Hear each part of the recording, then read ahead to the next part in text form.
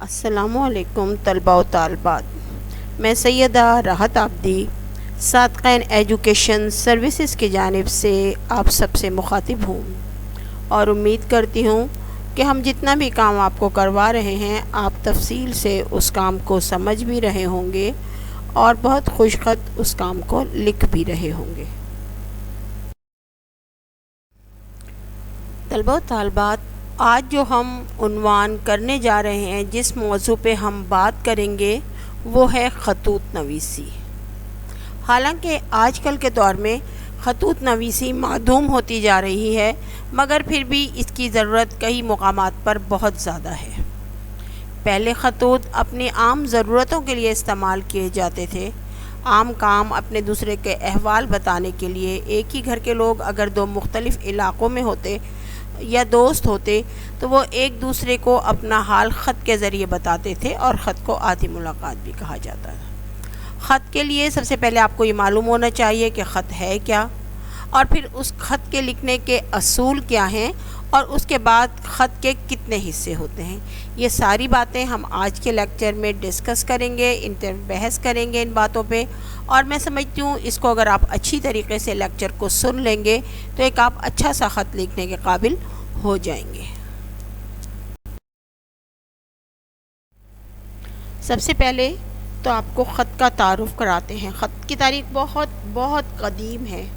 پرانے زمانوں میں جب بادشاہ ایک دوسرے کو پیغام بھیجتے تھے تو مراسلے بھیجا کرتے تھے، خط بھیجا کرتے تھے، بڑے بڑے خط جو پتوں پہ لکھے ہوتے تھے، جو کپڑے پر لکھے ہوتے تھے، تحریر کیے ہوتے تھے، وہ بادشاہ ایک ملک سے دوسرے ملک کسی بھی کام کی غرض سے، کسی مطلب سے، کسی سے کچھ لینا دینا اس غرض سے پیامبر کے ذریعے بھیجا کرتے تھے۔ ایک آدمی گھوڑے پر یا کچھ لوگ اسے لے جاتے تھے اور وہاں کے دوسرے بادشاہ جس کے پاس بھیجا تھا اسے پیش کرتے تھے۔ آگے جیسے زمانہ بڑھتا گیا اس کی ضرورت بڑھتی گئی۔ آپ کو یاد ہوگا جب حضور صلی اللہ علیہ وسلم کی اسلامیات میں ہم پڑھتے ہیں بارے میں، تو اس میں ہمیں بتایا گیا تھا کہ حضور نے بھی کئی علاقے کے بادشاہوں کو خطوط لکھے تھے جو ان کا پیامبر لے کے گیا تھا۔ لیکن جیسے جیسے دور ترقی کرتا گیا اس کا باقاعدہ ایک نظام بنا دیا گیا۔ اب یہ خاص لوگوں سے ہٹ کے عام لوگوں میں خط آ گیا۔ پھر اس کے لیے ایک پورا ادارہ بنایا گیا جسے ڈاک کا ادارہ کہتے، ادارہ ڈاک کہا جاتا ہے۔ وہ ڈاک کا ادارہ جو تھا اس میں بہت سارے لوگ تعینات ہوئے۔ اس کے لیے کچھ چھوٹی سی رقم مقرر کر دی گئی کہ جب خط ایک جگہ سے دوسری جگہ جو لوگ لے کے جا رہے ہیں ان کے اخراجات اور خط کے اخراجات، سفر کے اخراجات نکل سکیں، اس چھوٹی سی رقم کے لیے ایک ٹکٹ بنایا گیا۔ اس ٹکٹ کو چسپاں کر دیا جاتا تھا خط کے لفافے کے اوپر، اور وہ ڈاک میں ڈال دیا جاتا تھا۔ پھر ڈاکیا وہ ڈاک خانے میں وہ خط لے جاتا تھا، اور وہاں سے وہ خط دوسرے علاقوں میں بھیج دیے جاتے تھے پیک کر کے، اور پھر وہاں کا ڈاکیا اپنے ڈاک خانے سے وہ خط لے کے اس علاقے کے جو لوگ تھے ان تک پہنچا دیتا تھا۔ یہ تو تھی اس دور کی بات، آج بھی ایسا ہی ہوتا ہے، لیکن آج کل ای میل، انٹرنیٹ سہولت کی وجہ سے ہم لوگوں کو اس کی ضرورت نہیں پڑتی۔ عموماً الیکٹرانک میڈیا ہمارے لیے کافی ہوتا ہے ایک دوسرے سے رابطہ کرنے کے لیے، لیکن پھر بھی بہت سے دفتری خطوط، بہت سی دستاویزات، بہت ساری چیزیں اس ڈاک کے ذریعے ایک جگہ سے، یہاں تک کہ تحائف بھی ایک جگہ سے دوسری جگہ جاتے۔ تو خط کو آدھی ملاقات بھی کہا جاتا تھا، کیونکہ خط پڑھنے کے بعد ایسا لگتا تھا جیسے جو آپ کا دوست ہے، جس سے آپ ملتے ہیں، جو آپ کے گھر والے ہیں، ان کا آپ سے ایک ملاقات ہو گئی، ان کے بارے میں آپ کو علم ہو گیا۔ اس کے جو معمولی فیس ہے وہ اتنی زیادہ لوگوں کو گراں نہیں گزرتی تھی۔ خط کے اصول۔ خط کے اصول وہی اصول ہیں جو عام کامن سینس میں آنے والی باتیں ہیں۔ سب سے پہلے تو خط ہمیں یہ سوچ کے لکھنا چاہیے کہ ہم خط کسی کو تکلیف دینے کے لیے نہیں، کسی کی دل آزاری کرنے کے لیے نہیں لکھ رہے ہیں۔ خط میں ہمیں کوئی ایسی بات نہیں لکھنی چاہیے جو خط پڑھنے والے کو ناگوار گزرے۔ خط میں چھوٹے چھوٹے جملے لکھنے چاہیے، الفاظ آسان اور عام فہم ہوں، وہی لفظ ہوں جو اس دور میں زیادہ تر استعمال ہوتے ہیں۔ لمبے چوڑے لفظ اور القابات سے پرہیز کرنا چاہیے۔ بڑے بڑے القابات، پہلے دور میں ایسا ہوتا تھا کہ بڑے بڑے القابات، جناب عالی، عزت، معاب اور پتہ نہیں کیا کچھ لمبائی سے، لیکن اب وہ دور بدل چکا ہے، خاص طور پہ غالب کے بعد سے۔ چھوٹے سے لقب کے ساتھ ایسے بات کہ آپ سے ایسے لگے کہ براہ راست بات ہو رہی ہے۔ تمام مضمون کو ایک پیرائے میں مت لکھیے، کوشش کریں کہ اپنے جو بھی آپ کی بات ہے، نئی بات کے ساتھ آپ نیا پیراگراف شروع کریں۔ جب بھی آپ خط لکھنے بیٹھیں تو اس بات کا خیال رکھیں کہ آپ کا املا بھی درست ہو، آپ کے جملوں کا صحیح استعمال بھی ہو، اور جو بات آپ کہنا چاہ رہے ہیں وہ بات منوعاً پڑھنے والے کی سمجھ میں آ جائے۔ اور جو بچے امتحان کے لیے خط لکھتے ہیں، خاص طور پہ سالانہ امتحان میں، تو خط لکھتے وقت اپنے اسکول کا نام اور رول نمبر ہرگز مت لکھیے۔ خط کا نام اور رول نمبر امتحانی یا کلاس کی کاپی میں لکھنا منع ہوتا ہے۔ نام کی جگہ ہم الف ب ج لکھ دیتے ہیں اور رول نمبر ہم لکھتے نہیں ہیں۔ تاریخ وغیرہ مورخہ آپ نیچے لکھ سکتے ہیں، اس کے اوپر بھی اس کے جگہ بنائی جاتی ہے۔